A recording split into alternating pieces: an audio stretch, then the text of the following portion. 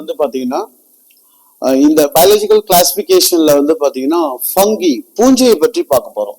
இதுக்கு முன்னாடி வந்து நம்ம என்னென்ன பார்த்துருக்கோம் அப்படின்னு பாத்தீங்கன்னா இது லாஸ்ட் டாபிக்கு முன்னாடி வந்து பாத்தீங்கன்னா புரோட்டோசோவா, புரோட்டிஸ்டா, மொனிராலாம் பார்த்தாச்சு. இப்ப நம்ம பாக்குறது ஃபங்கி பூஞ்சை நிறைய எழுதணும். ஸோ அதை வந்து ஒரு ஷார்ட்டா நான் கொடுத்துட்டேன், ஏன்னா எழுதுறதுக்கு நிறைய டைம் எடுக்கும் அப்படின்றதுக்காக எழுதிட்டேன். பட் இப்ப அதுக்கு முன்னாடி பூஞ்சைனா என்ன சார், நம்ம அது எங்கெல்லாம் பாக்குறோம் இந்த பூஞ்சைகளை அப்படின்னு பாத்தீங்கன்னா கண்கூட பார்க்கலாம். உணவுகள் கெட்டு போயிருந்தா அதுல இந்த பூஞ்சைகள் வளர்ந்துருக்கும், பழங்கள் அழுகி போயிருந்தால பூஞ்சைகள் இருக்கும், ஈரமான ரொட்டிகள்ல பூஞ்சைகள் இருக்கும். இதெல்லாம் நம்ம வழக்கமா பாக்குறது தான். ஸோ பூஞ்சைகள் வந்து எல்லா இருப்பிடங்கள்ல இருக்கும். ஈரமான பகுதிகள்ல, சூடான பகுதிகள்ல, மண் பகுதிகள்ல, நீர், காற்றில் கூட பூஞ்சைகள் இருக்கிறதாக சொல்றாங்க. ஸோ அப்ப பூஞ்சைகள் எல்லா இடங்கள்லயும் அதனுடைய வாழ்விடங்கள் வந்து அது கொண்டிருக்கும். பூஞ்சைகள் பொதுவா வந்து என்ன மாதிரி செல்கள் அமைப்புகள், ஒரு செல் உயிரிகளா பல செல் உயிரிகளான்னு பார்த்தா பொதுவாகவே பூஞ்சைகள் வந்து பல செல் உயிரிகளைத்தான் கொண்டிருக்கும். ஒரு சில பூஞ்சைகள், உதாரணத்துக்கு ஈஸ்ட் மாதிரி இருக்கிற பூஞ்சைகள் தான் ஒரு செல் அமைப்புகளை பெற்றிருக்கும். சாக்ரோமைசிஸ் செர்வசியே என்று சொல்லப்படுகின்ற இந்த ஒரு செல் உயிரி பூஞ்சைகள் பலவிதமான செயல்பாடுகள்ல, நொதித்தல் செயல்முறைகள்ல பங்கேற்கலாம். இந்த மதுபானங்கள் தயாரிக்கிறது, இன்னும் சில பானங்கள் எல்லாம் தயாரிக்கிறதுக்கு வந்து பாத்தீங்கன்னா இந்த ஈஸ்டை பயன்படுத்துவாங்க. அப்ப அந்த பூஞ்சைகள் வந்து அதனுடைய இருப்பிடங்கள் நம்ம சொன்னோம். பூஞ்சைகள் எப்படி எல்லாம் இருக்கும், ஒரு சில பல சிலன்னு பாக்குறோம். பிறகு வந்து பூஞ்சைகள் அப்படின்னாவே நம்ம ஏதோ அது ஒரு உயிரி அப்படின்னு நம்ம பாக்குறோம், அதுல எந்த மாற்றமும் இல்லை. ஆனா அந்த பூஞ்சைகள் நாம் உண்ணுகின்ற காளான் அது ஒரு பூஞ்சை தான்.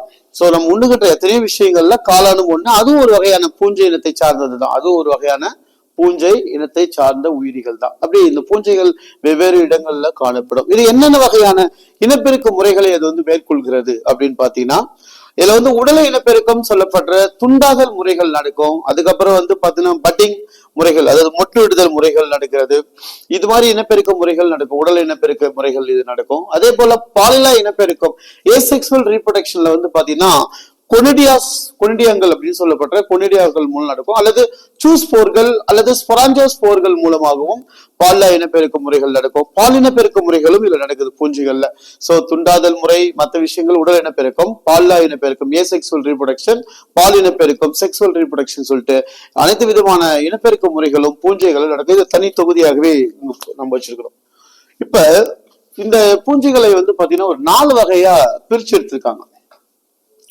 சோ இதை 4 வகையாக பிரிச்சு எடுக்கும் போது இது என்னன்னா கொடுத்துருக்காங்க பாருங்க. பைகோமைசிட்ஸ், ஆஸ்கோமைசிட்ஸ், பெசிடியோமைசிட்ஸ் அண்ட் டியூட்ரோமைசிட்ஸ் 4 வகையா இந்த பூஞ்சைகளை வந்து பிரிச்சிருப்பாங்க.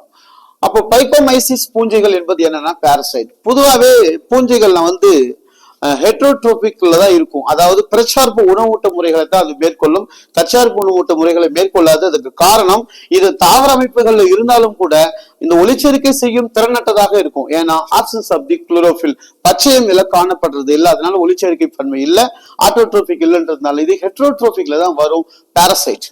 அப்ப பாரசிட்டிகள் என்பது ஒட்டுண்ணிகளாக வாழும். சில பூஞ்சைகள் வந்து எப்படி இருக்கும்னா சாப்ரோஃபைட் அப்படின்ற மக்குண்ணிகளாக வாழும்.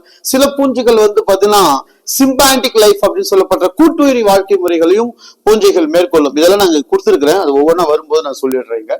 சோ இப்ப இந்த பொதுவாக பைகோமைசிட்ஸ் அப்படின்றது என்னன்னா, இது வந்து பாசி பூஞ்சைன்னு சொல்லுவாங்க. பாசி பூஞ்சையில இதுக்கு பேரு ஆல்கே ஃபங்கி அப்படின்னு சொல்றது. ஃபார் எக்ஸாம்பிள் பைக்காலஜி நீங்க கேள்விப்பட்டீங்களா? ஸ்டடி அபவுட் ஆல்கே, பாசிகளை பற்றி படிக்கிற ஒரு பிரிவுக்கு பேரு தான் என்னன்னு சொல்லுவாங்கன்னா பைக்காலஜி அப்படின்னு ஒரு வார்த்தையை பயன்படுத்துவாங்க. சோ அந்த மைக் அப்படின்னு வந்துட்டா அது மைக்காலஜி அப்படின்னா பூஞ்சை பற்றி படிக்கிற பிரிவுக்கு தான் மைக்காலஜி. நீங்க பூஞ்சையை பத்தி படிக்கும் போது அதாவது தரவா ஒரு விஷயம் கொடுத்திருப்பாங்க. என்னன்னா இந்த பூஞ்சைகள் வந்து நான் ஏற்கனவே சொன்ன மாதிரி it is composed by multi cellar. இது வந்து பல செல் உயிரிகளை தான் இருக்கும், அதுல எந்த மாற்றம் இல்லை. இந்த ஈஸ்டை தவிர மீதிக்கிற உயிரிகள் எல்லாம் பல செல் உயிரிகளாக இருக்கும். அப்படி இந்த பல செல் உயிரிகளாக இருக்கும் பொழுது இதுல உடல் வந்து இழைகள் மாறி இருக்கும். பிளமெண்டஸ் பார்க்கறதுக்கு வந்து இழைகள் மாறி நிறைய அந்த ஒரு கம்போஸ்ட் ஆயிருக்கும். அந்த இழைகள் எல்லாம் ஒன்னா சேர்ந்து என்னவா மாறும்னா ஹைப்பா அப்படின்னு சொல்லப்படுற ஒரு தொகுப்பாக மாறும். இந்த ஹைப்பாஸ் எல்லாம் ஒன்னா சேர்ந்து ஒரு கட்டமைப்புகளை உருவாக்கும். அதுக்கு பேர் என்னன்னா மைசீலியம் அப்படின்னு சொல்லுவாங்க. அதனாலதான் பூஞ்சையினுடைய உடலம் அந்த மைசீலியம் ஆனது. அந்த வார்த்தை பாருங்க, மைஸ், இந்த மைன்னு எங்க வருதோ அதெல்லாம் பூஞ்சை, பைக்குன்னு எங்கெல்லாம் வருதோ அதெல்லாம் பாசி. சோ அந்த அடிப்படையில் மைசீலியம் மைக்காலஜி பூஞ்சைக்கும் பைக்காலஜி பாசிக்கு வரதுனால பைக்கோமைசிட்ஸ் அப்படின்னு சொல்லும் போது இது வந்து பாசி பூஞ்சை என்று சொல்றாங்க. பாசி பூஞ்சை. அப்ப இந்த பாசி பூஞ்சை வந்து பாத்தீங்கன்னா பாரசைட்டிக்கா இருக்கும். அதாவது எப்படின்னு பாத்தீங்கன்னா ஒரு ஒட்டுண்ணியாக இருக்கும். தண்ணீரில் வாழலாம் அல்லது ஈரப்பதமான பகுதிகளில் கூட இது வசிக்கும் தன்மை கொண்டது. பால்லா இனப்பெருக்கங்கள் ஏசெக்சுவல் ரீப்ரொடக்ஷன்ஸ் வந்து சூஸ்போர்கள் அப்படின்ற ஸ்போர்கள் மூலமாகவே இங்கு நடைபெறுகிறது. இதுல கேமெட்டிக்கல் வந்து இருக்குது. ஒருவேளை கேமெட்டிக்கல் ஐசோகேமஸ் வகையா இருக்கலாம் அல்லது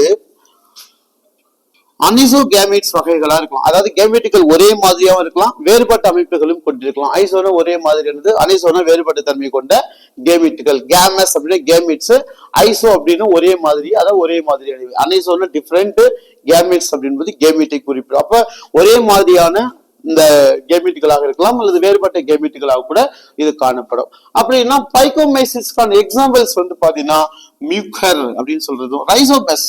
ரைசோபஸ் ஒண்ணும் இல்ல, அகாரிகஸ் ரைசோபஸ் அப்படின்ற பூஞ்சை நம்ம சாப்பிடுகிற ஒரு வகையான காளான் தான் இந்த ரைசோபஸ். அதுக்கப்புறம் அல்புகா. அல்புகா உங்களுக்கு தெரிஞ்சிருக்கும்னு நினைக்கிறேன்.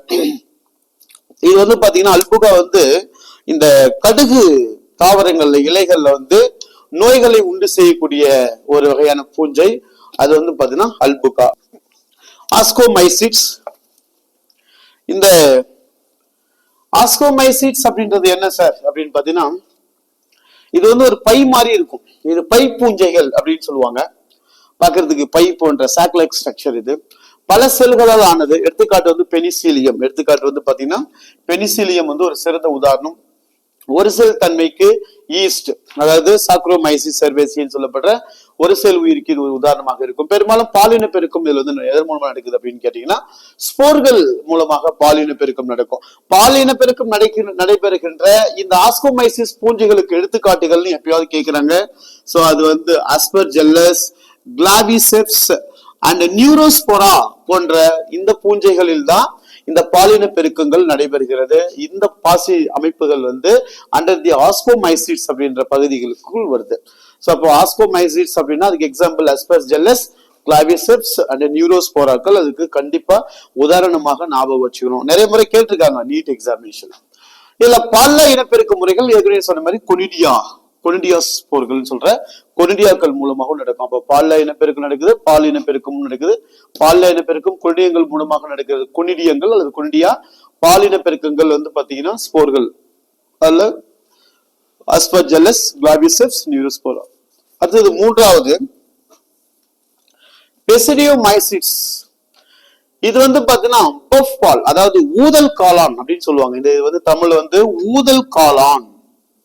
ஊதல் காளான் இதுக்கு நிறைய பேர் இருக்கு. ஊதல் காளான் அப்படின்னு சொல்லுவாங்க. அது வந்து டோட் ஸ்டூல் அதுன்னு சொல்லுவாங்க. அதாவது பாத்தீங்கன்னா தவளை காளான்கள், தவளை இருப்பிட காளான்கள் சொல்லுவாங்க.